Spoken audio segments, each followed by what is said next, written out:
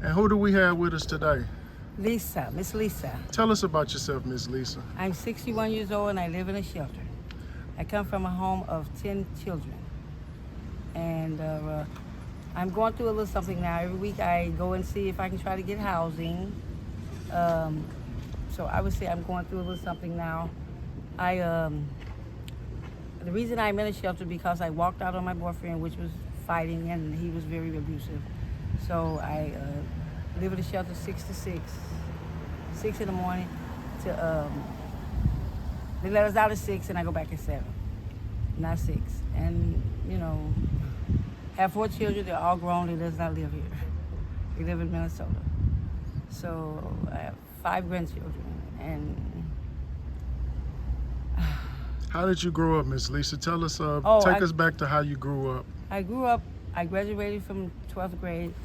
I'm trying to get my disability because I went through nursing and I came not good nowhere. But I grew up in a very wholesome household. My dad worked hard. My mom was an alcoholic, and she was a housewife. She never worked. But the household, she might have been an alcoholic, but my dad kept her in place, and we all tried to keep her in place. Other than that, it was stable.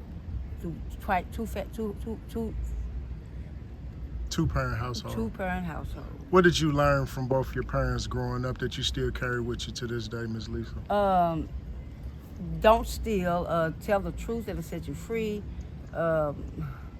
Just try to be polite. And when I talk with people, even though they're criticizing me, I still, say, okay, I understand. I never talk back, and I just, I don't argue with people. I don't curse people, even though they're nasty with me. But my parents taught me that and stuff like that. So, how to be polite and how to treat people the way I want to be treated, even though they're not treating me that way. But I still treat them, the way they want to be treated, and me too, but I still treat them good. Where did life take you after graduation, Miss Lisa? Into nursing. How long did you do your nursing? 1 year. CNA, nursing assistant. Why only 1 year? Because it's a certified nursing assistant. We assist nurses. We're not LPNs or RNs. You didn't get recertified after the 1 year? Yes, I did. No, after the first year I went through, I didn't get recertified till after 3 years. Okay, and after that, I just couldn't work no more. My back was hurting, and my ankles was hurting. So I just couldn't lift anymore. Is that what caused the disability? Yes. So now you're fighting for disability? Yes, I am. And how's that going? I meet the judge on August 18th. I've been filing for 3 years, not filing for 3 years. I filed 3 years ago, and I just have to meet the judge. They're just not calling me, and I had so much paperwork to do. What led to your current situation? Like I said, I walked out and just left I was living with my live-in boyfriend, and all 4 our kids are by him, but he just wasn't treating me right, so I just went into a shelter. Has he tried to reach out to you, or? Oh yeah, I have. Yeah, I've called and he talked with me and everything, but I can't go back and live in his household. What's your relationship like with your kids? Oh, we're beautiful. We call every day almost, and we text and talk. But even though I don't want to text, but they call them. You never thought about going to? You say they're in Minnesota? Yes. You never thought about going to Minnesota, relocating? No. Why not? I don't know. Do they want you to come to Minnesota? My oldest daughter was saying if I did, I can come live with her and stuff. We talked about it and everything. I'm thinking about it. But I don't want to go up there and be on anybody's hand. I want to wait till I get myself here together first.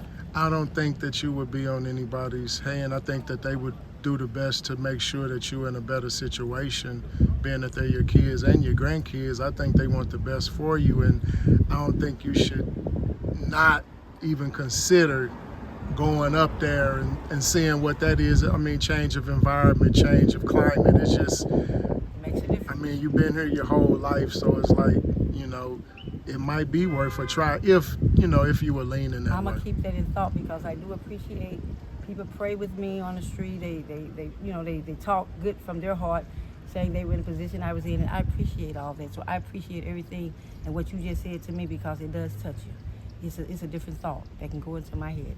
Because think about what are some of the things you're dealing with the shelter. Well, I have another month there, and they're gonna put me in another one if I haven't found housing. Is it safe? Yeah. Oh, it's a beautiful place. It's in Bridgeton. You hear a lot of crazy things about the shelters. That's why I Not asked. this one here. 'Cause So we you've deal had with the church. you've had no problems with the shelter. No, And because- which one is this one? It's called Room at the Inn out on McKelvey and St. Charles Rock Road. Have you heard of it? Yes.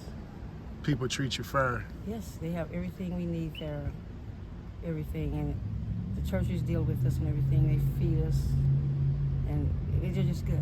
And right now you're in the process of obtaining housing. Yes. How long is that taking for you? Whenever, Larry, I'm not Larry, I'm thinking about him. Whenever they claim that they can find housing for the homeless, and whenever the funds come in, that's all they tell you.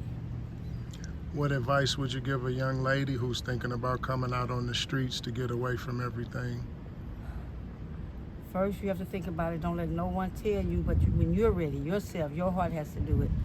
You know, even if you're just leaving your mom, running away from your children, your husband, anything, just, you know, you have to think about it first and never let no one push you into it. You have to be ready, and your heart would have to tell you to do it. How do you keep a strong, level head out here?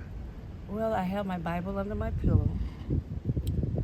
I used to be a Jehovah's Witness, which I still am, but I don't practice. And my mother-in-law, I talk with her, she prays with me, and she keeps me going. So strong family roots, And values. strong religious roots is what keep you grounded. Yes, yes, and I do believe in God. If you could talk to a young Ms. Lisa, knowing what you know today, if you could go back in time and talk to yourself, what would you tell her? What would I tell me? Yes.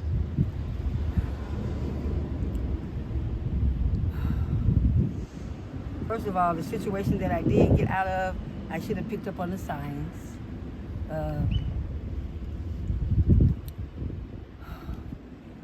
I should have just seen stuff happening, things coming, and when my children went one by one to Minnesota, I should have went with them, but I didn't because I stayed with him, and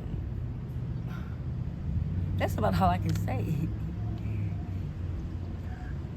If there's anybody who may be looking for you or worried about you, now's the time you could say something to them in closing. No, I don't think anyone is because I keep in touch with everybody. We appreciate you taking time out with us, Miss Lisa, and sharing your story. Thank you. Thank you for everything.